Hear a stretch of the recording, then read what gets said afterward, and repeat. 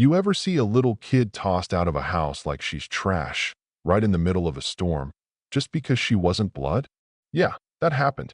Emily was only 8, arms hugging this cheap little plastic bag, feet bare, shivering as the rain came down so hard you could barely see the streetlights flicker. She didn't cry, not at first. She just curled up in the playground, between the slide and the wall, clutching her notebook like it was the last good thing she owned, wondering what she could possibly have done to deserve being nobody's daughter. It hadn't always been this way, you know. There used to be laughter in that house, before her mom, Isabel, was killed in a car crash. After that, things broke apart fast. Frank, her stepfather in name only, never even bothered to call her daughter. He remarried quick to Delilah, a woman whose voice could freeze a room. And Ava, Delilah's kid, always at the center of everything, with shiny new dresses, full plates, birthday parties, the whole picture-perfect magazine spread. Emily? She ate on a broken chair, by a wobbly folding table in the corner, cold chicken wings and stale bread on a cracked plate. She learned to stay quiet, to keep her head down, to clear up after the real family had finished. God forbid she ask for seconds or even look like she belonged at that table. She drew pictures in secret, houses with open doors, mothers with gentle hands, because that's what she missed most, a touch that was kind, not just duty. It all blew up at Ava's birthday. While Ava opened gifts, one of them a little purple game console, her pride and joy, Emily stood in the background, taping up balloons, ignored by everyone except when something needed cleaning. After the party, when that precious device went missing, suspicion landed straight on her. Delilah dragged Emily upstairs, pillow ripped from the bed, and, like she already knew, pulled the game from under the mattress. No hearing, no voice, just a cold verdict. Thief. Frank stood silent at the doorway. He didn't say a word as Delilah screamed, "Get out. There's no room for thieves here." Next thing Emily knew, she was shoved onto the porch, rain slamming down. Not even time to find her shoes. Let me back up a sec. The worst part isn't the shouting or even the cold. It's the silence, the look on Frank's face, the way he adjusted the curtain, pretending not to see a child being thrown out like last week's garbage. It's how nobody stopped Delilah, not for a second. Emily walked into that storm with nothing but a picture of her mom, a couple of shirts, a notebook wrapped in tape. She wandered for blocks, rain stinging her cheeks, until she found the park. She huddled under the slide, pulling her knees to her chest, drawing warmth from a memory of her mom singing on gentler nights. That's how the night passed. No sleep, just the ache of being forgotten. Next morning, as the clouds barely began to break, Ethan showed up, Army vet, gruff, worn out, the kind of guy you'd cross the street to avoid unless you really needed help. He saw Emily, half hidden in the playground, and something about her stillness, how she didn't even look up, hit him hard. Maybe it was the old pain in his own chest, the memory of his sister who'd run away years ago. Or maybe it was just the right moment, but Ethan stopped. He offered her cocoa, no questions. "You can stay out here and freeze, or you can come with me and get dry," he said.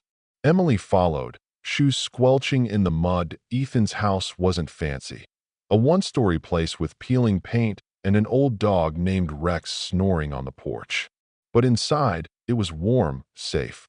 He gave her dry clothes, let her shower, didn't press for answers.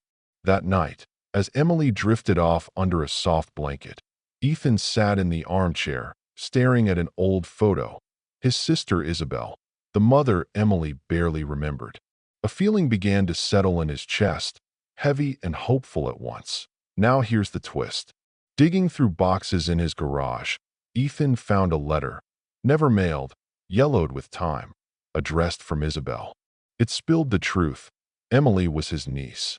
Isabel had been too scared, too hurt by family drama to ever tell him. Suddenly, the pieces clicked together. The girl in his living room was his own blood.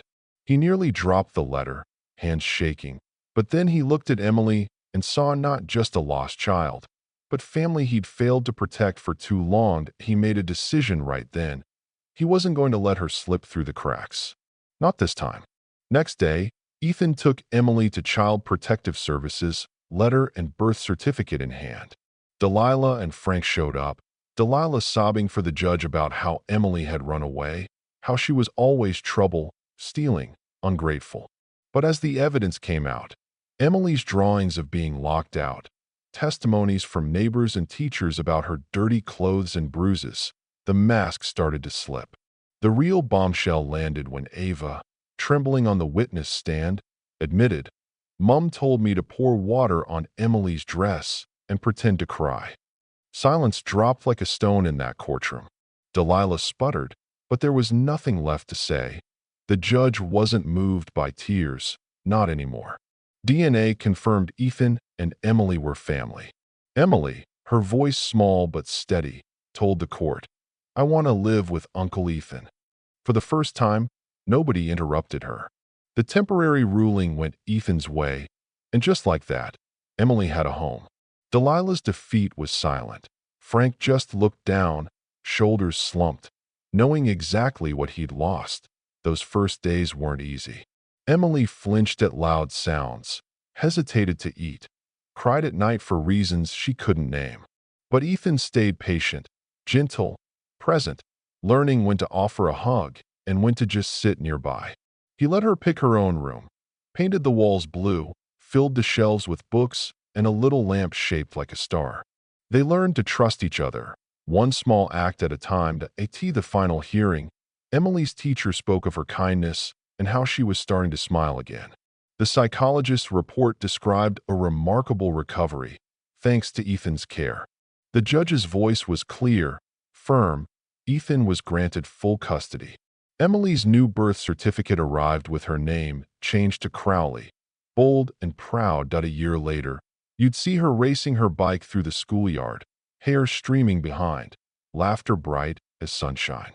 Ethan started a shelter for abandoned kids, Isabel House, where every kid got a second chance, and Emily herself hung the welcome sign. Here, everyone deserves to be loved. No one has to sleep in the park. Sometimes, it only takes one person who refuses to turn away for everything to change. Maybe you've been Emily, or maybe you've been Ethan, someone's last hope in a storm. So, tell me, who was the star in your sky growing up? Or maybe, just maybe, you are someone's guiding light right now. I'd love to hear your story in the comments. And if this touched you, please share your thoughts about right and wrong, about justice, about what it truly means to call someone family. And hey, be kind to yourself, take a break, drink some water, because here, you're not just a viewer, you're part of something real, something that matters.